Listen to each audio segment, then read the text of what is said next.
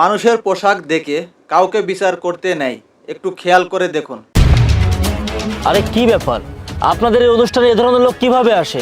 এটা একটা ভদ্র পরিবেশ, তার মতো লুঙ্গি গামছা পরা লোক তো এখানে আমরা আশা করিনি। আরে আপনারা এভাবে কেন কথা বলছেন? আপনারা একটা নিলামের কার্যক্রম শুরু করেছেন আর আমি সেখানে অংশগ্রহণ করার জন্য এসেছি। একটা জিনিস বুঝতে পারছি না, আপনারা এমন কেন করছেন? আর আমি তো বারবারই বলছি যে এখানে একটা নিলামের কার্যক্রম হচ্ছে, আমি এখানে অংশগ্রহণ করেছি গাড়িগুলো কেনার জন্য। আমার যদি দাম দরে পছন্দ হয় তাহলে আমি সেখানে সবগুলো গাড়ি নিয়ে নিব। এই ফকির কামলা, তুই যে বললি এইসব পুরাতন গাড়ি কিনবি, আবার তুই 2,50,00,000 টাকা বিটও করলি। তোর কাছে তো মনে হয় না খুঁজলে 250 টাকাও পাওয়া যাবে। দেখুন ভাই, কার ভেতরে কি আছে এটা কিন্তু উপর থেকে দেখে বোঝা যায় না। ঝিনুক দেখতে কিন্তু কালো, কিন্তু ভেতরে কিন্তু ঠিকই উজ্জ্বল মুক্তা থাকে। এই তুই এখানে এসে কিন্তু আমাদের অনেক সময় নষ্ট করে ফেলে। ভাই, আপনারা আমাদেরকে এখানে সকলকে ডেকেছেন, আপনাদের কথা মতো আমরা এখানে এসেছি, কিন্তু এসে আমরা এসব কি দেখছি? আপনি আগে এই লোকটাকে এখান থেকে বের করুন, তারপরে নিলামের কার্যক্রম শুরু করুন। কিন্তু এটা কিভাবে সম্ভব? সবই সম্ভব।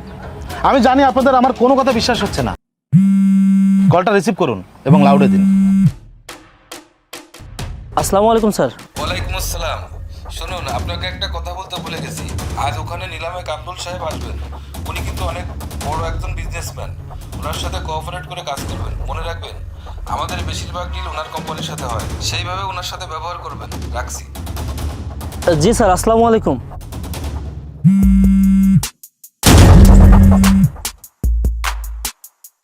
তোমাকে একটা কথা বলতে ভুলে গেছি।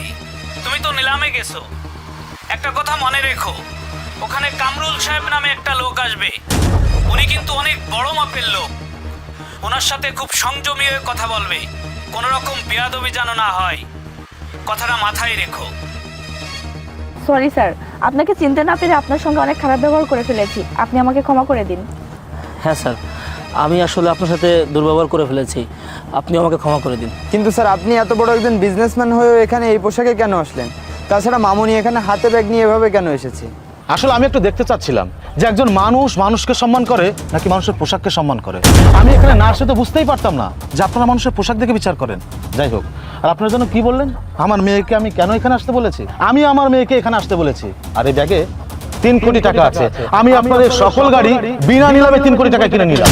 স্যার, আপনি কি বলছেন স্যার? স্যার, আপনি আসুন, বসুন। কে কোথায় আছিস? স্যারের জন্য নাস্তা কফির ব্যবস্থা কর। থাক আলী সাহেব, আমি এখানে কফি বা নাস্তা করার জন্য আসিনি। আচ্ছা, আপনারা এমন কেন বলুন তো? মানুষকে আপনারা কেন পোশাক দেখে বিচার করেন? একটা মানুষের টাকা পয়সা অর্থ সম্পদ থাকতেই পারে, তার জন্য কি তাকে সবসময় দামি পোশাক পরে থাকতে হবে না? আগে পোশাককে সম্মান নয়, আগে মানুষ হয়ে মানুষকে সম্মান করতে শিখুন, তাহলে দেখবেন সমাজটা কতটা সুন্দর হয়ে গেছে।